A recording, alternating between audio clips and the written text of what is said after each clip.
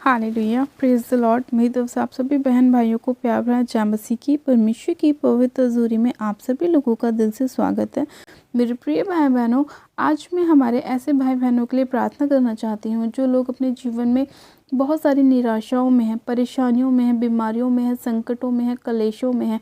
आज बहुत सारे लोगों के जीवन में अलग अलग प्रकार की परेशानियाँ हैं। किसी को अपने घर की चिंता है, किसी को अपने बिजनेस की, किसी को जॉब की, किसी को किसी और प्रकार की चिंता है। हाँ मेरे प्रिय भाई बहनों, आज मैं हमारे उन भाइयों के लिए, बहनों के लिए प्रार्थना करूंगी जो लोग चाहते हैं कि परमेश्वर उनके जीवन में कार्य करे, उनके जीवन में छुटकारा आए, परमेश्वर उनके जीवन में अद्भुत रीति से मिरेकल्स को करे, चमत्कारों को करे और वो लोग अपने जीवन में परमेश्वर की आशीषों को प्राप्त करें। मेरे प्रिय भाई बहनों, आज बहुत सारे लोगों के जीवनों में अलग अलग प्रकार की समस्या हैं, लेकिन वो लोग उन समस्याओं से बाहर नहीं निकल पा रहे क्योंकि आज बहुत सारे लोगों के जीवन में परमेश्वर का वचन नहीं है और बहुत सारे लोग परमेश्वर के वचन के बारे में नहीं जानते। तो आज हम वचन से बात करेंगे और उसके बाद हम प्रार्थनाओं में चलेंगे कि परमेश्वर अपने लोगों पर दया कर, अनुग्रह कर, उन्हें बचा, उन्हें छुड़ा, उन्हें चंगा कर और उनके सभी समस्याओं से, परेशानियों से अपने लोगों को बाहर निकाल। तो मेरे प्रिय भाई बहनों, आज हम बाइबल में से एक वचन को पढ़ेंगे, भजन संहिता उसका 62 अध्याय, 62 अध्याय और उसकी 11 और 12 आयत को। परमेश्वर का वचन कहता है, परमेश्वर ने एक बार कहा है और 2 बार मैंने यह सुना है कि सामर्थ परमेश्वर का है और हे प्रभु, करुणा भी तेरी है, क्योंकि तू एक एक जन को उसके काम के अनुसार फल देता है। आमीन, हालेलुया। मेरे प्रिय भाई बहनों, परमेश्वर का वचन कहता है कि सामर्थ किसकी है? परमेश्वर की है। और करुणा किसकी है? परमेश्वर की है। क्योंकि मेरे प्रिय भाई बहनों, जब हमारे जीवन में छुटकारा आता है, चंगाई आती है, ब्लेसिंग आती है, परमेश्वर की आशीषें आती हैं, तो वो कैसे आती हैं? परमेश्वर की सामर्थ के द्वारा आती हैं और परमेश्वर की करुणा के द्वारा आती हैं।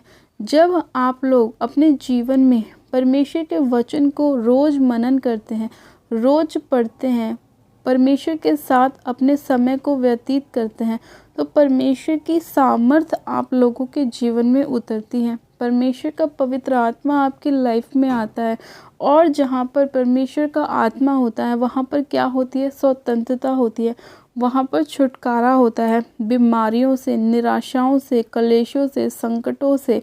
इसीलिए मेरे प्रिय भाई बहनों, आज बहुत सारे लोगों के जीवन में छुटकारा नहीं है। क्यों? क्योंकि वो लोग परमेश्वर के साथ अपने समय को नहीं बिताते, वचन के साथ अपने समय को नहीं बिताते। आज लोग अपने फ़ोन में बिज़ी रहते हैं, अपने व्हाट्सएप में बिज़ी रहते हैं, अपने यूट्यूब में बिज़ी रहते हैं, फेसबुक में बिज़ी रहते हैं, लेकिन लोग परमेश्वर के साथ अपने आधे घंटे को, 1 घंटे को नहीं बिताते। इसी वजह से उनके जीवन में परमेश्वर की सामर्थ्य नहीं होती, परमेश्वर का पवित्र आत्मा नहीं होता। और जब परमेश्वर का पवित्र आत्मा उनके लाइफ में नहीं होता तो उनके जीवन में उनकी बीमारियों से उनका छुटकारा नहीं होता, उनकी जॉब नहीं लग पाती, उनको बेबी की ब्लेसिंग नहीं मिल पाती या उनके घर के कलेश ख़त्म नहीं होते। इसी कारणों की वजह से, क्योंकि वो लोग क्या करते हैं? परमेश्वर की हजूरी से दूर रहते हैं और ऐसी चीज़ों में लगे रहते हैं जो उनका समय व्यर्थ करती हैं, जो उनके जीवन को ख़राब करती हैं। आज बहुत सारे लोगों के जीवन में यही शिकायतें रहती हैं कि उनके जीवन में कोई भी आशीष नहीं है, कोई भी ब्लेसिंग नहीं है, बीमारियों से छुटकारा नहीं है। मसीह में होने के बाद भी उनके जीवन में कोई टेस्टिमनी नहीं बन पा रही है। उसका रीज़न, उसका कारण यही है कि वो लोग मसीह में होने के बाद भी परमेश्वर के वचन को ग्रहण नहीं करते, परमेश्वर के वचन को पढ़ते नहीं हैं, अपनी लाइफ में बार बार वचनों को बोलते नहीं हैं। इसीलिए परमेश्वर ने कहा है कि एक एक जन को उसके काम के अनुसार फल दिया जाएगा। इसीलिए परमेश्वर अपने वचन में बोल रहा है कि जैसा जो काम करेगा वैसा उसको फल मिलेगा। जो किसान अच्छा बीज बोएगा वो अच्छा फल भी काटेगा, वो अच्छी उपज ही पाएगा। और जो किसान निकम्मा बीज डालेगा वो कैसी उपज को पाएगा? वो कटेली उपज को पाएगा, उसमें कुछ भी नहीं होगा। तो वैसा ही हमारे साथ भी है, जैसा हम समय बोएंगे वैसा ही हम अपने लिए काटेंगे, जैसा अपने मुंह से बोलेंगे वैसा ही हमारी लाइफ में होगा।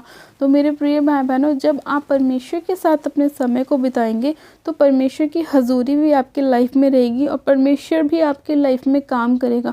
फिर चाहे कैसी भी बड़ी से बड़ी बीमारी आपके लाइफ में क्यों ना हो, बड़े से बड़ा कलेश आपके लाइफ में क्यों ना हो, वो सब आपके लाइफ को छोड़ के जाएगा। वो सारी परेशानियां, निराशाएं और आपका हर एक बुरा समय आपके जीवन को छोड़ के जाएगा, क्योंकि परमेश्वर आपकी लाइफ में आएगा।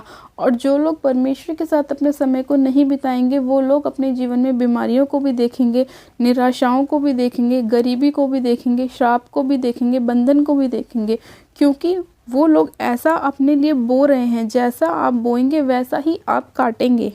इसीलिए परमेश्वर ने कहा कि सामर्थ्य भी मेरी ही है, करुणा भी मेरी है और हर एक जन अपने ही काम के अनुसार अपने जीवन में फल पाएगा।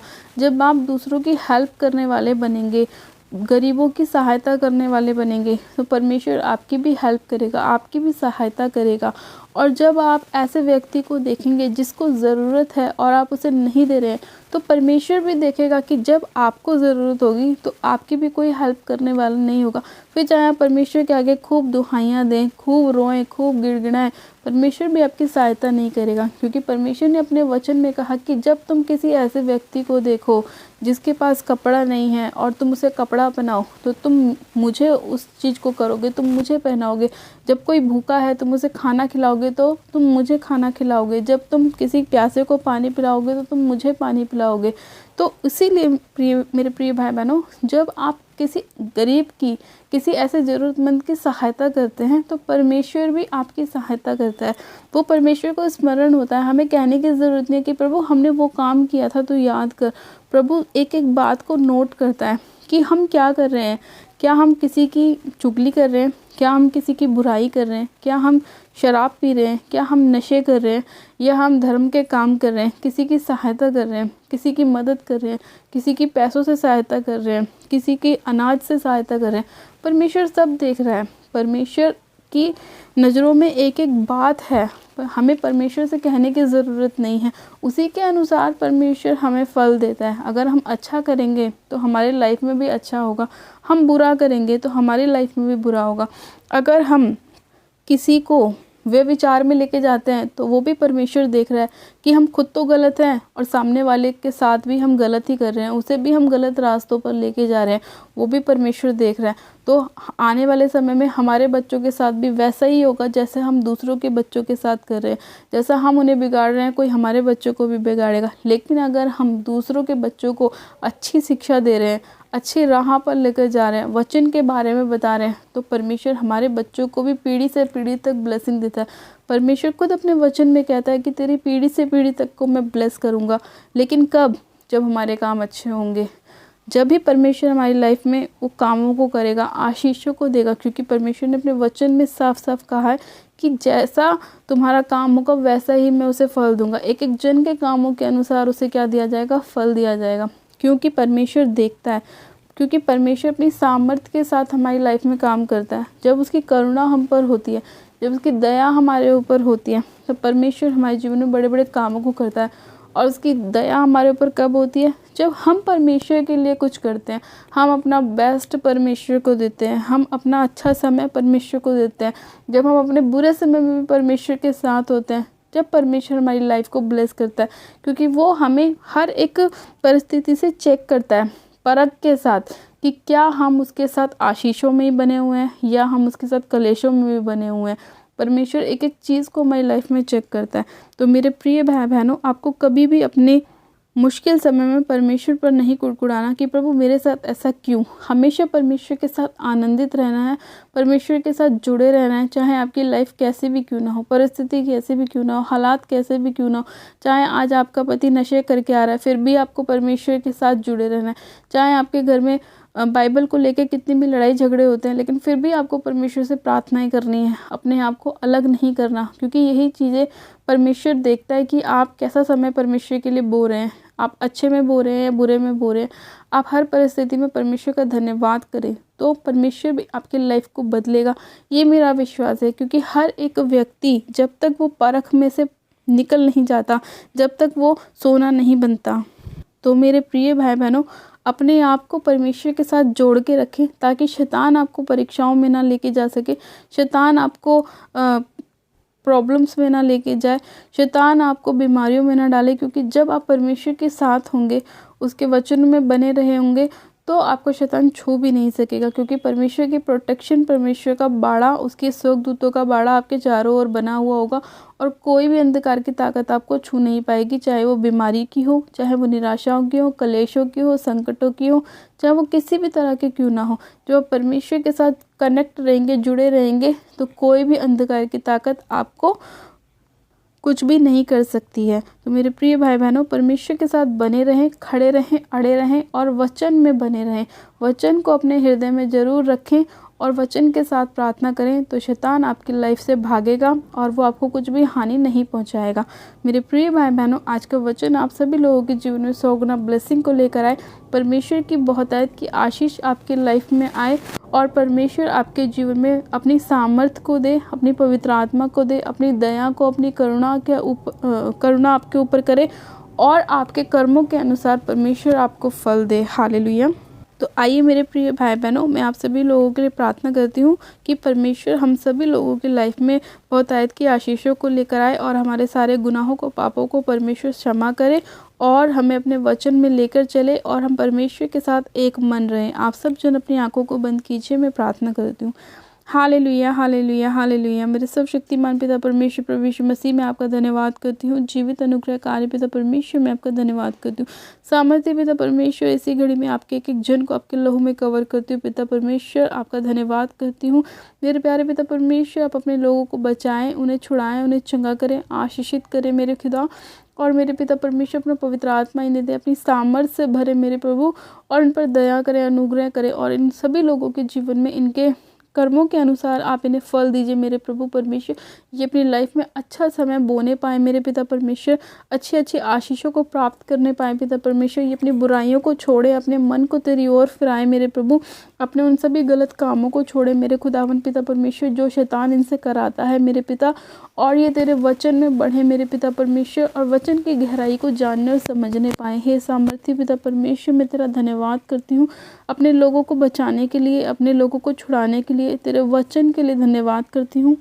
सर्वशक्तिमान पिता परमेश्वर, इसी घड़ी मेरे खुदावन में आपसे प्रार्थना करती हूँ, आज जितने लोग निराशाओं में हैं मेरे पिता, आप उनकी सारी निराशाओं को उनके जीवन से दूर कीजिए मेरे खुदावन पिता परमेश्वर, और इनके जीवन में खुशियों को लेकर आएँ, बरकत को लेकर आएँ। आज बहुत से लोग गरीबी के श्राप के नीचे हैं मेरे पिता, उन सभी गरीबी के बंधनों को मैं यीशु मसीह नासरी के नाम में इनके जीवन से तोड़ती हूँ। होली गोस्ट फायर करती हूँ उस गरीबी के श्राप के ऊपर, खुदावन पिता परमेश्वर के बंधनों के ऊपर मैं होली गोस्ट फायर को रिलीज करती हूँ। वो सभी श्रापित बंधन टूट जाएं यीशु मसीह के नाम में, और ये फ्री हो जाएं, आज़ाद हो जाएं हर एक प्रकार के दुष्ट के प्रभाव से मेरे खुदावन पिता परमेश्वर।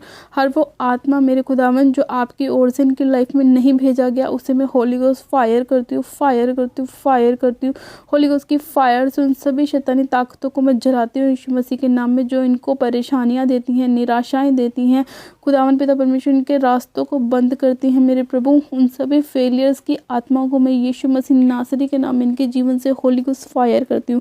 पिता परमेश्वर, आपका चंगाई का आत्मा एक एक बीमार को छुए मेरे प्रभु, और सभी बीमार चंगे हो जाएं यीशु मसीह के नाम में। हाँ मेरे प्रभु परमेश्वर, जो बोल नहीं पाते वो बोलने लगे यीशु मसीह के नाम में, जो सुन नहीं पाते वो सुनने लगे यीशु मसीह के नाम में, जो चल नहीं पाते वो चले यीशु मसीह के नाम में। खुदावन पिता परमेश्वर, इनके जीवन से हर प्रकार की बीमारियां, इनके पेट के रोग, हृदय के रोग, लीवर के रोग, किडनी के रोग हील हो जाए, चंगे हो जाए यीशु मसीह के नाम में।